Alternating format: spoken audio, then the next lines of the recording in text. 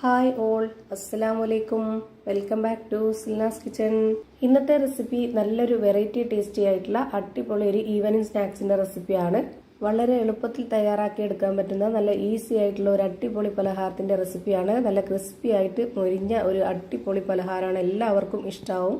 അതുകൊണ്ട് തന്നെ video skip ചെയ്യാതെ മുഴുവനായിട്ടൊന്ന് കണ്ടു നോക്കണേ. റെസിപ്പിയിലോട്ട് കടക്കുന്നതിന് മുമ്പായി സിൽനാസ് കിച്ചൺ ചാനൽ ആദ്യമായിട്ട് കാണുന്നവരാണെങ്കിൽ പ്ലീസ് ഒന്ന് സബ്സ്ക്രൈബ് ചെയ്തേക്കണേ. ഒപ്പം തന്നെ ഈ വീഡിയോസ് നിങ്ങൾക്ക് ഇഷ്ടപ്പെടുകയാണെങ്കിൽ ഒരു ലൈക്ക് ചെയ്ത് ഷെയർ ചെയ്ത് സപ്പോർട്ട് ചെയ്യാനും മറക്കരുത്. ഇനി നമുക്ക് ഇതെങ്ങനെയാണ് തയ്യാറാക്കുന്നതെന്ന് നോക്കാം. അപ്പോൾ നമ്മുടെ ഈ ഒരു പലഹാരം തയ്യാറാക്കുന്നതിന് വേണ്ടിയിട്ട് ഞാനിവിടെ ഒരു പാത്രത്തിലേക്ക് 1.5 സബോള നീളത്തിൽ കട്ട് ചെയ്തെടുത്തിട്ട് ഇട്ട് കൊടുക്കുന്നുണ്ട്.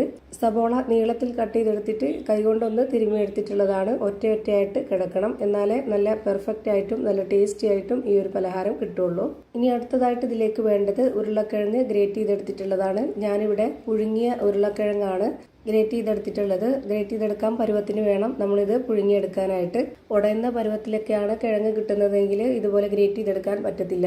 ഒരു മീഡിയം പരുവത്തിൽ വേവിച്ചെടുക്കുമ്പോൾ നമുക്ക് ഇതുപോലെ ഗ്രേറ്റ് ചെയ്തെടുക്കാൻ പറ്റും. ഇനി ഇതിലേക്ക് ഇട്ട് കൊടുക്കുന്നുണ്ട്. അടുത്തതായി ഇതിലേക്ക് 2 പച്ചമുളക് കട്ട് ചെയ്തത് ഇട്ട് കൊടുക്കുന്നുണ്ട്. പിന്നെ വെളുത്തുള്ളി ഇഞ്ചി ചതച്ചതാണ് ഇതിലേക്ക് ഇട്ട് കൊടുക്കുന്നത്.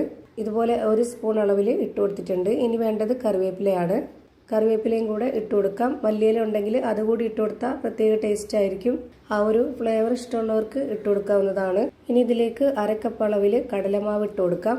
പിന്നെ വേണ്ടത് അരിപ്പൊടിയാണ്. വറുത്ത അരിപ്പൊടിയാണ് ഞാൻ ഇതിലേക്ക് ഇട്ട് കൊടുക്കുന്നത്. 1/2 കപ്പ് അളവിൽ ഇട്ട് കൊടുത്തിട്ടുണ്ട്.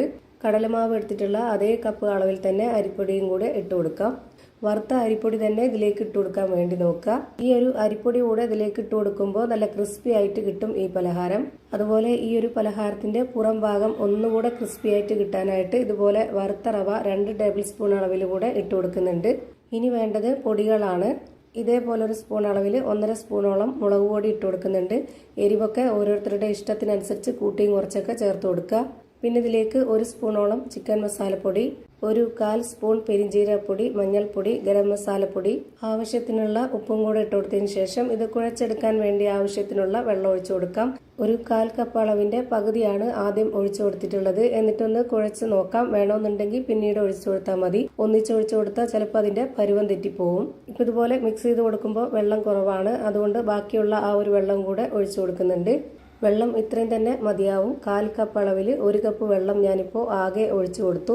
ഈ മാവിന്റെ പരുവം എന്ന് പറയുന്നത് ഒരുപാട് ലൂസായി കിട്ടരുത്. നല്ല കട്ടിയായിട്ട് തന്നെ മാവ് കുഴച്ചെടുക്കുന്ന പരുവത്തിൽ തന്നെ റെഡിയാക്കി എടുക്കുക. ഇതുപോലെ കൈവച്ചിട്ട് നന്നായിട്ട് മിക്സ് ചെയ്തെടുത്തതിന് ശേഷം ഞാനിപ്പോൾ ഇവിടെ നല്ല രീതിയിൽ കുഴച്ചെടുത്തിട്ടുണ്ട്. ഇത് കാണുമ്പോൾ തന്നെ നിങ്ങൾക്ക് ഇതിന്റെ കറക്റ്റ് ആയിട്ടുള്ള പരുവം മനസ്സിലായിട്ടുണ്ടാവും. ഇനി നമ്മുടെ കയ്യിൽ കുറച്ച് ഓയിലോ എണ്ണയോ ഒന്ന് സ്പ്രെഡ് ചെയ്തതിന് ശേഷം ഇതിൽ നിന്ന് കുറച്ച് മാവ് എടുത്തിട്ട് കയ്യിൽ വെച്ചിട്ടൊന്ന് ചെറുതായിട്ട് ബോൾസ് ആക്കി എടുക്കാം. ഒരുപാട് വലിപ്പത്തിലല്ലാതെ വളരെ ചെറിയ ചെറിയ ബോൾസ് ആക്കി എടുക്കുകയാണെന്നുണ്ടെങ്കിൽ കാണാൻ നല്ല ഭംഗിയുണ്ടാവും. അതുകൊണ്ട് തന്നെ ഞാനിവിടെ ഈ ഒരു വലിപ്പത്തിലാണ് റെഡിയാക്കി എടുത്തിട്ടുള്ളത്. ഇതുപോലെ തന്നെ എല്ലാം റെഡിയാക്കി ഒരു പാത്രത്തിലേക്ക് മാറ്റുന്നുണ്ട്. ഇതേ വലിപ്പത്തിൽ തന്നെ ചെയ്തെടുക്കണമെന്ന് ഒരു നിർബന്ധവും ഇല്ല. ഓരോരുത്തരുടെ ഇഷ്ടത്തിനനുസരിച്ച് വലിപ്പം കൂട്ടുകയും കുറയ്ക്കുകയൊക്കെ ചെയ്യാവുന്നതാണ്. ഇനി നമുക്കിത് ചൂടായ എണ്ണയിലേക്ക് ഓരോന്നോരോന്നായിട്ട് ഇട്ട് കൊടുത്ത് ഫ്രൈ ചെയ്തെടുക്കാവുന്നതാണ്. എണ്ണ നന്നായിട്ട് ചൂടായിട്ട് വന്നതിന് ശേഷം ഇതിലേക്ക് ഇട്ട് കൊടുത്തിട്ട് ഒരു മീഡിയം ഫ്ലെയിമിലേക്ക് മാറ്റണം. എന്നിട്ട് ഫ്ലെയിം കൂട്ടുകയും കുറയ്ക്കുകയും ചെയ്യാതെ ആ ഒരു ഫ്ലെയിമിൽ തന്നെ ഇട്ട് കൊടുത്തിട്ട് വേണം ഇത് എത്ര എണ്ണമാണോ ഫ്രൈ ചെയ്തെടുക്കുന്നത് അതെല്ലാം ആ ഒരു ഫ്ലെയിമിൽ തന്നെ ഫ്രൈ ചെയ്തെടുക്കുക. ഇതിൻ്റെ അകം കുറച്ചൊന്ന് വേവാനുണ്ട്, അതുകൊണ്ടാണ് മീഡിയം ഫ്ലെയിമിൽ ഇട്ട് കൊടുത്തിട്ട് വേവിച്ചെടുക്കാൻ വേണ്ടി പറയുന്നത്. ഫ്ലെയിം കൂട്ടി വെച്ച് കഴിഞ്ഞാൽ അതിൻ്റെ പുറം ഭാഗം പെട്ടെന്ന് കരിഞ്ഞു പോവുകയും അകമൊന്നും വേവാതിരിക്കുകയും ചെയ്യും.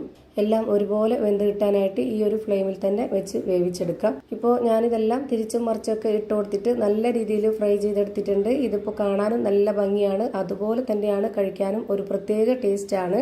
ഇതുപോലെ തന്നെ ഒരു പ്രാവശ്യം കൂടെ ഇട്ട് കൊടുത്തിട്ട് ഫ്രൈ ചെയ്തെടുത്തിട്ടുണ്ട്. അങ്ങനെ ഞാനിതാ എല്ലാം ഒരു പാത്രത്തിലേക്ക് ഇട്ട് കൊടുത്തു. ഇപ്പോൾ നല്ല ക്രിസ്പി ആയിട്ടുള്ള നല്ല മൊരാന്നിരിക്കുന്ന ഒരു അടിപൊളി പലഹാരം റെഡിയായി കിട്ടി. ഇങ്ങനെ ചെയ്തപ്പോൾ കണ്ടില്ലേ, കാണാനും നല്ല ഭംഗിയുണ്ട്, അതുപോലെ തന്നെയാണ് കഴിക്കാനും. ഇതിൻ്റെ അകം എങ്ങനെയാണ് ഇരിക്കുന്നതെന്ന് അറിയാനായിട്ട് ഞാനിവിടെ പൊട്ടിച്ച് കാണിക്കുന്നുണ്ട്. അപ്പോൾ ഇത്രയേ ഉള്ളൂ ഇന്നത്തെ വീഡിയോ ഇഷ്ടമായാൽ ലൈക്ക് ചെയ്യാനും കമൻറ്റ് ചെയ്യാനും ഷെയർ ചെയ്യാനും മറക്കരുത്. അതുപോലെ തന്നെ ഞാനിടുന്ന പുതിയ വീഡിയോസ് നോട്ടിഫിക്കേഷനായിട്ട് കിട്ടുന്നതിന് വേണ്ടി സബ്സ്ക്രൈബ് ചെയ്ത് ബെല്ലൈക്കൺ അമർത്തി അതിൽ ഓൾ എന്ന ഓപ്ഷൻ എനേബിൾ ചെയ്ത് കൊടുക്കാനും മറക്കരുത്. പുതിയൊരു വീഡിയോയുമായി വീണ്ടും വരും.